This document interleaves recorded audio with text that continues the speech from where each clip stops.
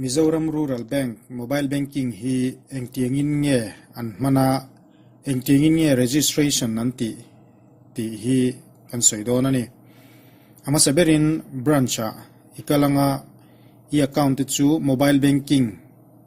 activate turin anatok te na idilanga chuan form te fill up tura oma I account chu mobile banking khoi thene tura unactivate nuwa chuan Play Store kalanga chuan Mizo Bank mobile banking ti itai panga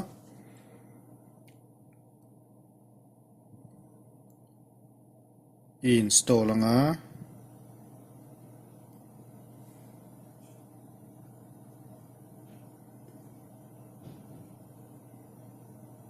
done i-click le nga chuan open mangthar turin I wangin new registration a ikalanga yakau na mobile number ida ang chi kha heta ini type blue tang I type zo nuwa submit tianga ta hian yes i-click ang chuan account number hi I-type blue le nga account number I-type zo nuwa chuan proceed ti ki click liang chuan select customer ti ki chu in select sa okay chuan OTP alo thlengang message I check nga SMS idong nga user OTP ti inziana khian I-type nga chuan security question ki a question ki ti khian du than tur tam taka oma ta hini du ber I share reng tur I thlanga nga answera ke chuan first vehicle ka thlenga chuan answera bike ka mangdon ta ni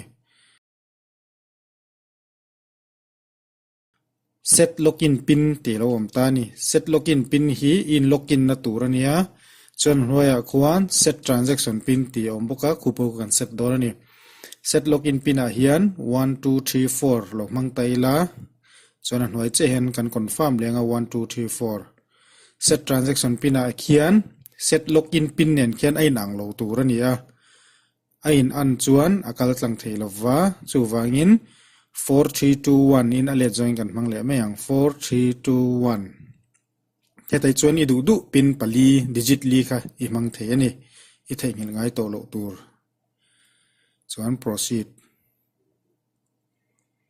chuan okay tura chuan in login theita a in login don chuan helaya I set thin I set to set login pin ti mang khan in login don ani 1 2 3 4 ti khan in login nga chuan ti khian lo lang ta ni I balance te ron langa nga chuan banking a hian I kalanga ni account statement te en du chuan my accounts ti a khian I lut lenga chuan kita khian